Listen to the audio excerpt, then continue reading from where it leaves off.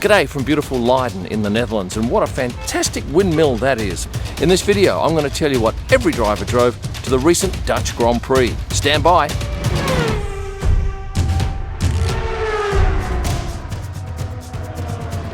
20 drivers, 20 cars at the Dutch Grand Prix, kicking it off with George Russell. He drove the GLE 63S, a Mercedes. Now, he's driven that at the last race and a few other races this year. And in fact, what you're going to find out is a lot of the drivers drove to this race exactly what they drove to the last race. But let me tell you about George on Thursday. He came in dressed in this sweater. Noticed the bright, colourful logo, and then when he turned away from me and walked into the paddock, I grabbed some shots from the rear. And then I did some research and I found out that that was in fact a Daniel Ricciardo piece of merchandise. He came out shortly thereafter to go to the garage, and I asked him why he was wearing a Daniel Ricciardo shirt. Was it a show of support? And he said, not really. He got up in the morning, it was cold outside, so he grabbed a sweater. Not his. This was his girlfriend Carmen's sweater. So this post ended up being my biggest post of the weekend, purely because George was wearing his girlfriend's sweater. What was Daniel's reaction?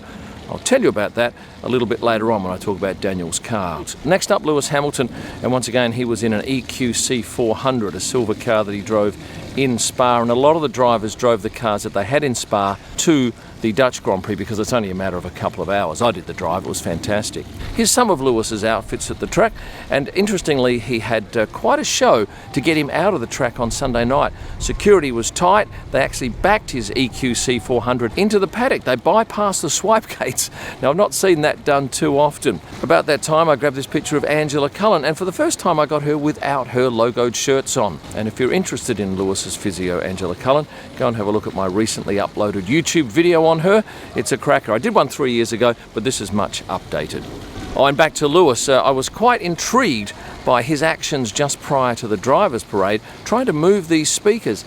Now, I'd like to tell you what it was about, but the few people I asked who were around at the same time said they had no idea either. Next up, let's do the Alfa Romeo drivers, and Valtteri Bottas, well, his car allotted to him was this green Tonale in Alfa Romeo, but he ended up riding his bike into the track as he does. He also had an electric scooter at the track, which he used for getting from the hospitality paddock to the garage. Now, that is quite a distance. In fact, it's the furthest run they have of any track in the year, and it would be every bit of 150 metres.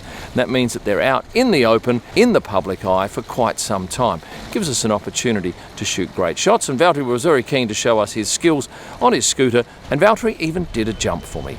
The other Alfa Romeo driver is Zhou Guanyu, and he was in a blue Tonale. Oh, and if you're a fan of F1 collectible memorabilia, get on to kimillman.com. I've got 50 prints signed and numbered by Valtteri Bottas of this shot taken at the Dutch Grand Prix. kimillman.com, see what's left. Oh, and if there's none left, make sure you register for email advice of new drops.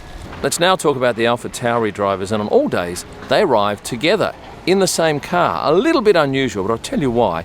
They were staying in Amsterdam, and they would take a helicopter every day, and they would land on a golf course, and then somebody would pick them up in this white Honda Civic Type R. And that's the car they've been driving most of the year. Speaking of Pierre, though, I actually went out on his track walk on Thursday, and we got to that bank section, the last turn, and we were just mucking around with some photos, and he was facing downhill, showing how steep it was. And I said, hey, can you turn around, face uphill, and then fall forward, but at the very last second, put your hands out to stop your face hitting the ground, obviously. The resultant picture was one of my most popular for the weekend. It wasn't my most popular, and I'll tell you about that in just a second. Oh, and on the subject of Yuki, he was a big fan of the Stroop waffles. There was a stand set up inside the hospitality paddock, and every day you could have as many as you could shove down your throat.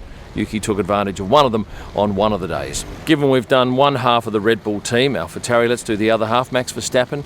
Well, he was delivered to the track in a Honda Civic Type R, but once he got into the track, he was put onto this buggy, and this time he had 2 security guards with him. Now, you probably know that Lewis already has a security guard, but I've only seen Max with security here at this race. And quite frankly, he needed security because he would have got nowhere, such was his popularity. On race day, I was the only photographer up at the far end swipe gates. Nobody goes up there.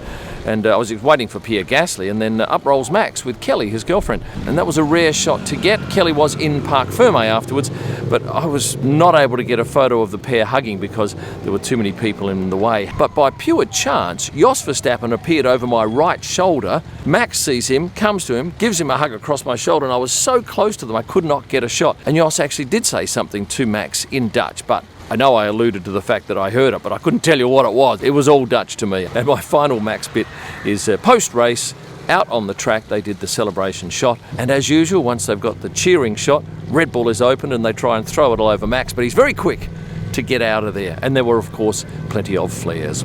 But no Checo. What was he driving? Well, he was driving the same Honda Civic Type R that he's driven at all the Euro races. And apologies for the noise, because I'm in the heart of this city called Leiden. And he was also riding on the back of a scooter from the garage to the hospitality suite.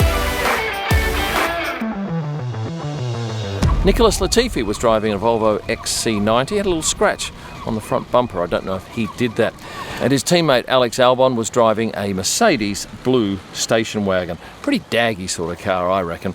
One of the more interesting pictures I took of Alex on the weekend was him sitting at the back of the grid for the drivers' parade in these individual Porsches with nobody around him, just pondering life. Daniel Ricciardo driving the same car as Nicholas Latifi, a Volvo XC90, the very same car he drove in Spa. And going back to my George Russell story, after I posted that picture, I then went to Daniel and had a chat with him as he'd finished his media interviews and said, "Did you realise George was wearing some of your merch?"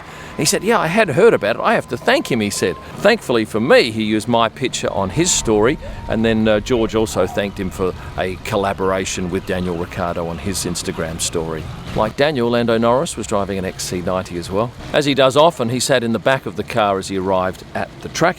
They were staying at the NH Hotel, which is right across the road from the track. Now, you could very easily just walk across the road from the hotel and get into the paddock. It's a walk of maybe 350 metres, but such was the tenacity of the fans to get autographs and selfies that it's becoming almost a little Beatlesque.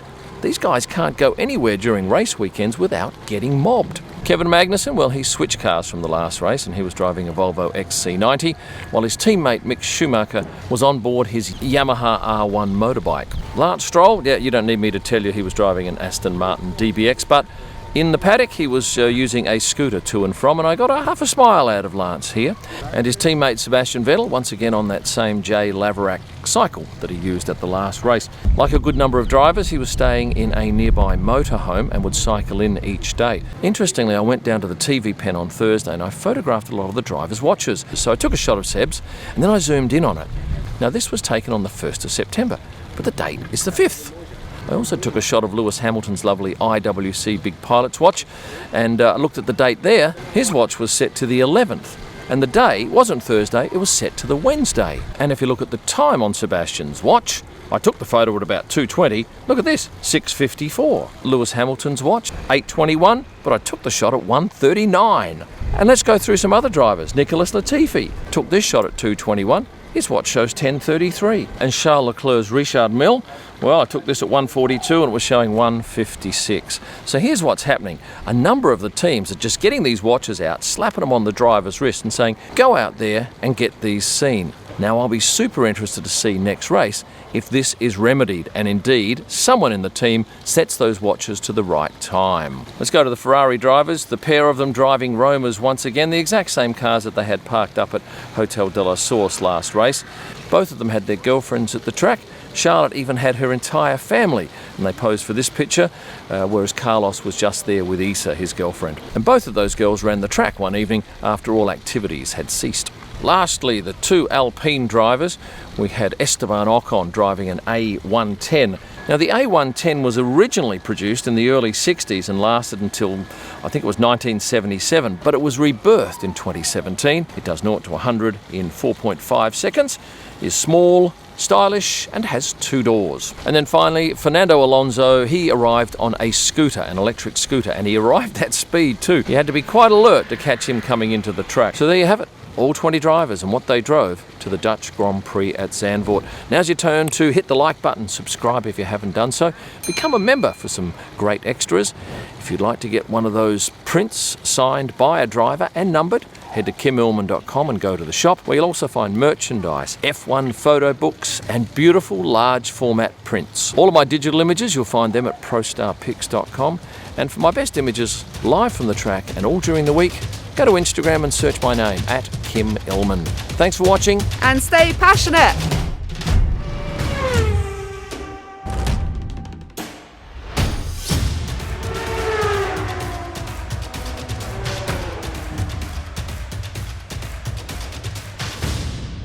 I managed to throw my camera a little bit out. No.